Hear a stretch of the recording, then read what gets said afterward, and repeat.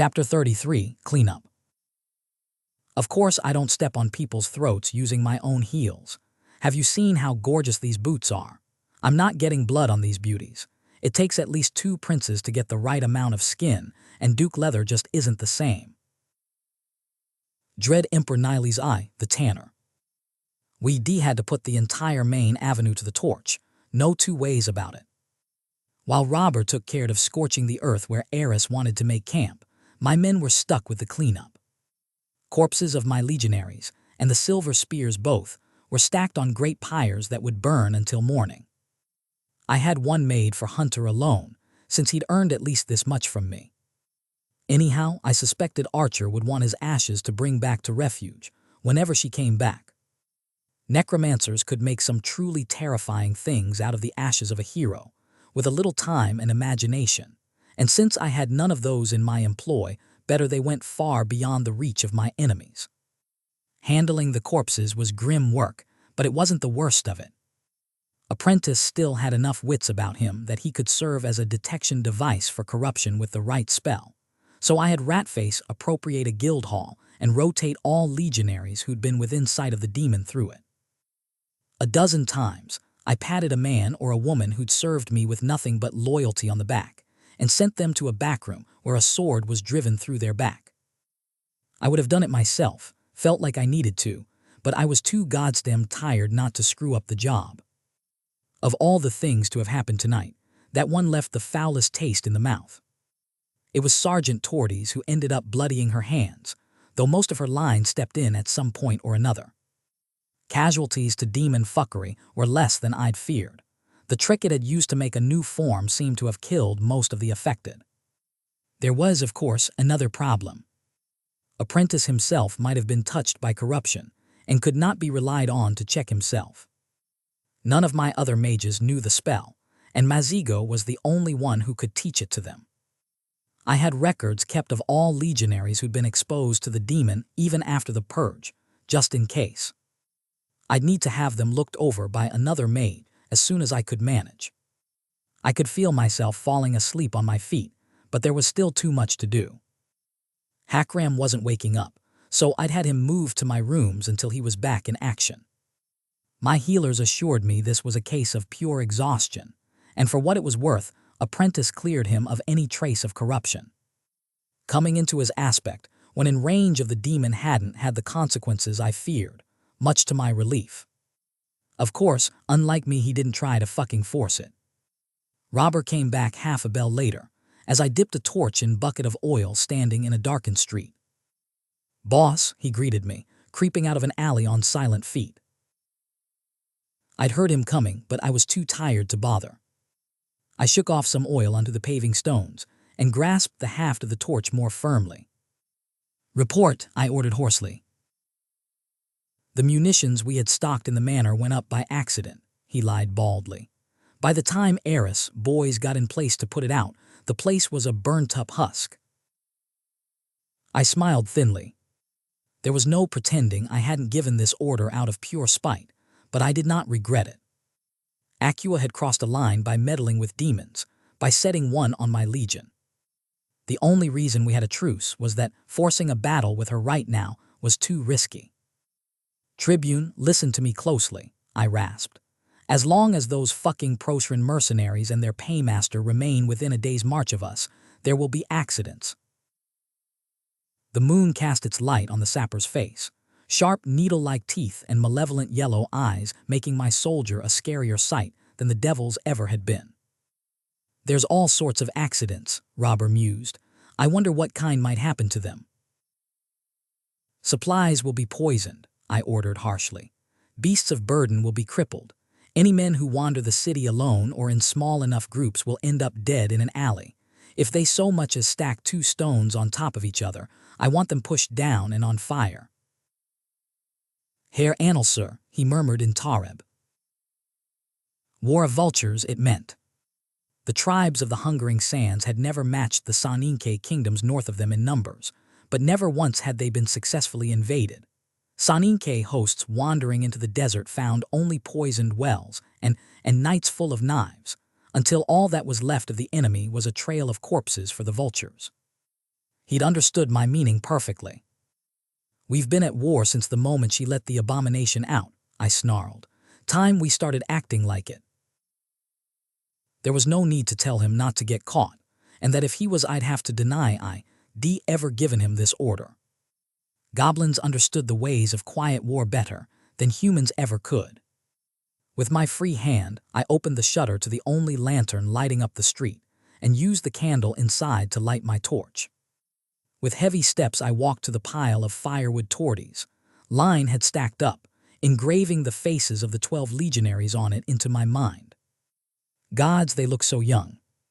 I threw the torch. "Your deaths are debt," I whispered as the flames spread, "and I will have a long price for them. I cannot give you much where you are going, but I can promise you that." I turned away, Robber falling in behind without a word. Dawn was but a bell away, and I needed to get some rest. Creation wouldn't stop spinning just because I was exhausted. My entire body ached when I woke up. All available beds had been taken by my wounded, so I'd ended up passing out on a chair in one of the empty rooms of the 15th Command Center. I tested my bad leg by putting weight on it and had to bite my lip to stop from screaming. Fuck. Well, I won't be running anytime soon. My armor was in a messy pile on the other side of the room, but putting it back on seemed like a masochistic endeavor. So instead, I carefully rose while putting as little weight as possible on my wounded foot.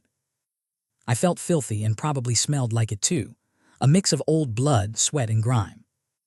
There was no wash basin, unfortunately, and going on a quest for a bathtub was a luxury that would have to wait.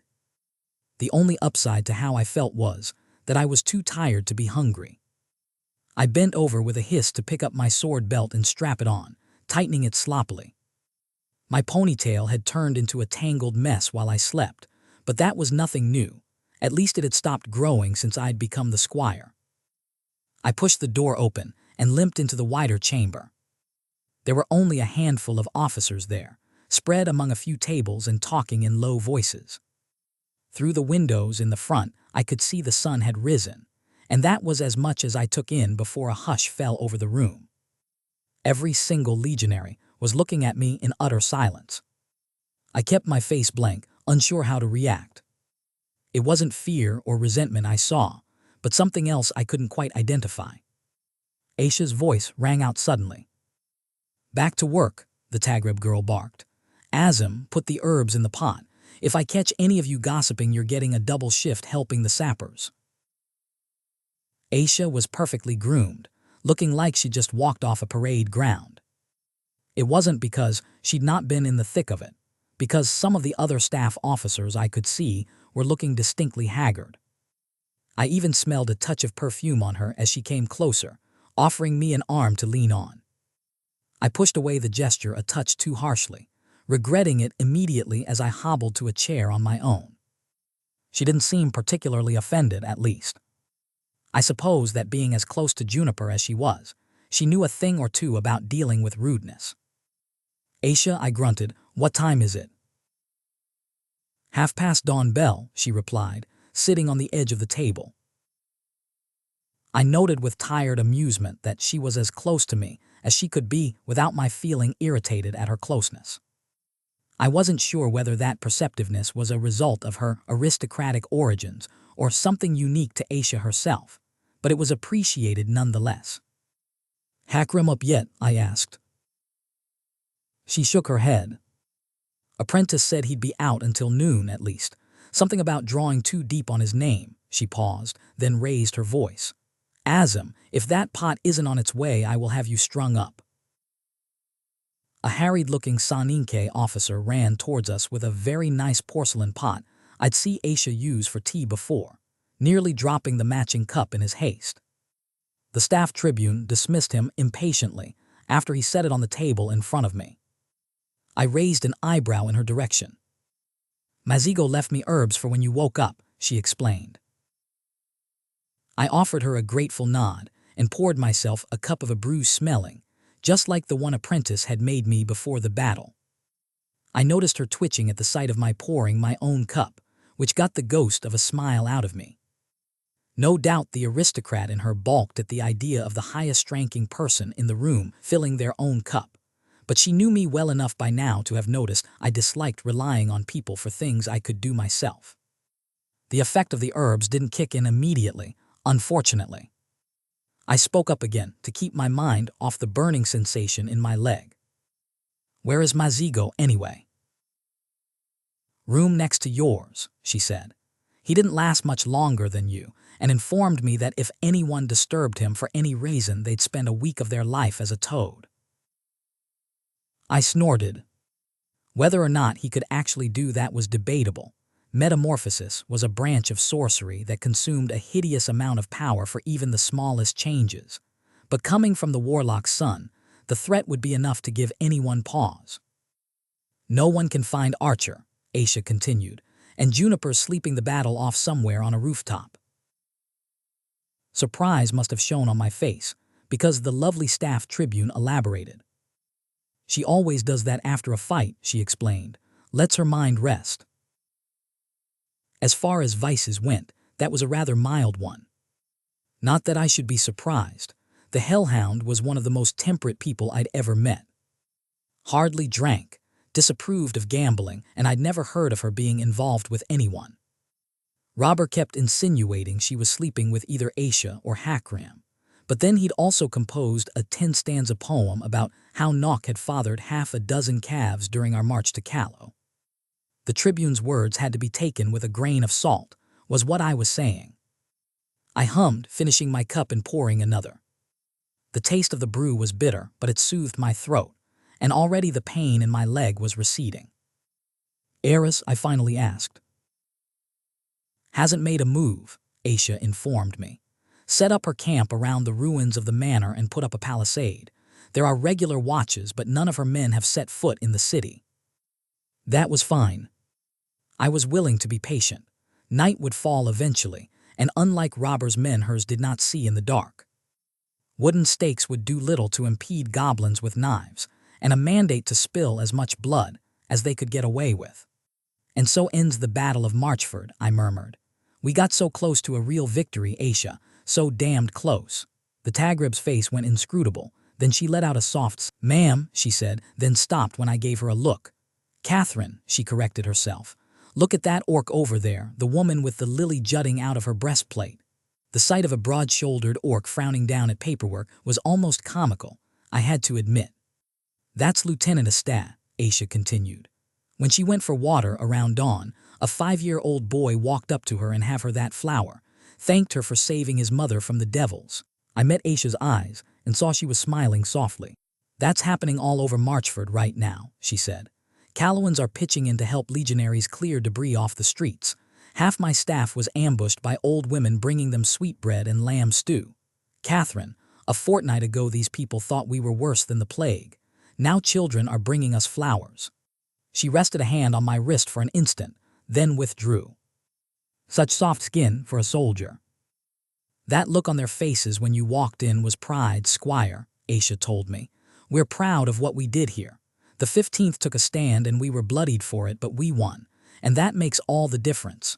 "We didn't get the demon," I replied tiredly. "Eris did." The Tagreb aristocrat shrugged. "That may be true. But the stories that are coming in aren't all about her taking care of the threat.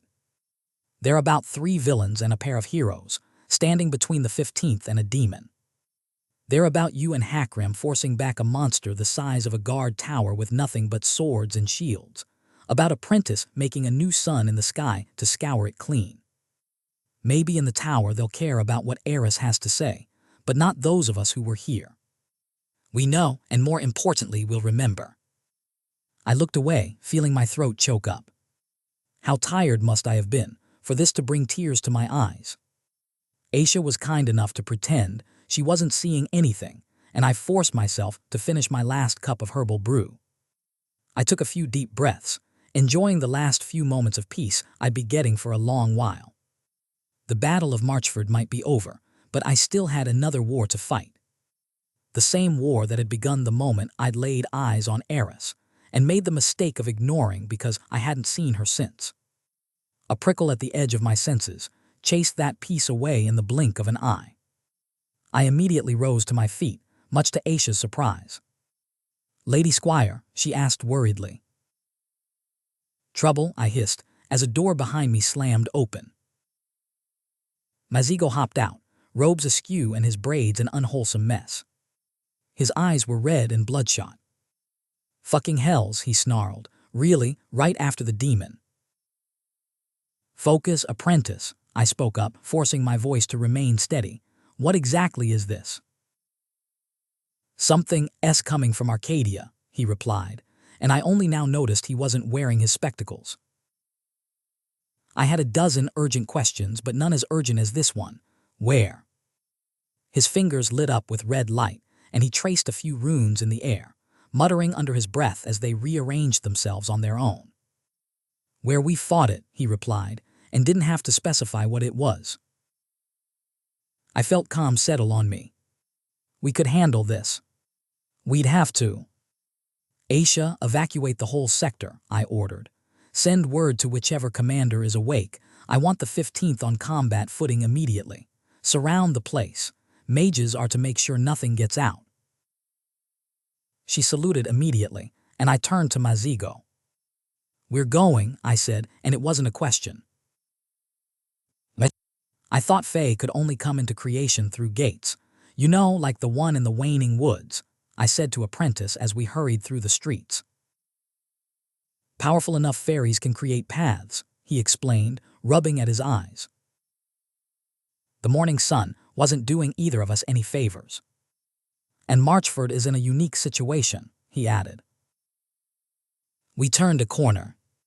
The street was empty, Aisha's runners having taken care of making sure there wouldn't be anyone caught in the crossfire. It would take longer for the Legion to be in position, though. We'd be without backup for the beginning of the fight. "Elaborate," I gritted out when it became obvious he wouldn't. "Slower," he panted. I resisted the urge to point out that I was the cripple between the two of us. "He's running drills with Hakram after this. Heavens burn me if I lie." "Demons damage creation," he told me as we cut down our pace. "The separations between creation and a realm as close to it as Arcadia will be running thin right now, maybe forever." "Well, that's just fucking wonderful," I cursed. Faye inside a bloody city. Just what we needed right now. And I couldn't even use all of my Legion against them. At least a third would have to be watching Eris. Army to be sure they didn't backstab us at the first occasion. Which they damn well would, because Acua was the kind of insane megalomaniac who used existential threats as catspaws. Sometimes I understood why Black had wanted to put all the Wasteland's nobility to the sword after the Civil War. "Are we sure they're going to be hostile?" "Fae aren't hostile, Cat," he got out. "They just like their games and don't understand the concept of mortality. They're basically souls given form. Inside Arcadia they can't die." I paused. "But in creation they can, right?" "Right." Apprentice cleared his throat. "That's a matter of academic debate. The most popular current of thought is." "Mazigo," I barked. "Sure," he replied, looking as pained by the lack of precision as he was by the act of running. "Stab away, that'll work." We cut through the plaza as fast as we could, and arrived at the head of the avenue just when something tore open. Blizzard poured out of an opening I couldn't see, impossibly thick. Winds howled as frost spread across the ground, an empty, ruined avenue turning into the eye of the storm faster than I could unsheath my sword. I grimaced. "Well, that's promising," I muttered. Mazigo whispered something under his breath, and a moment later I stopped feeling the cold. I shot him a grateful glance, and together we strode forward. It was hard to make anything out in the spinning snow, but as we got to the edge of the blizzard, we saw a silhouette approach. A man. Maybe not, the features were too fine to tell, and the long hair could have belonged to either gender. If Fae even did gender, which I wasn't sure they did, some were supposed to be shapeshifters. Tall, with impossibly clear blue eyes and hair that looked more like flowing darkness than anything materially possible. Those eyes, I noted, were wide and showing white. The Fae looked at us and hesitated, then jerked.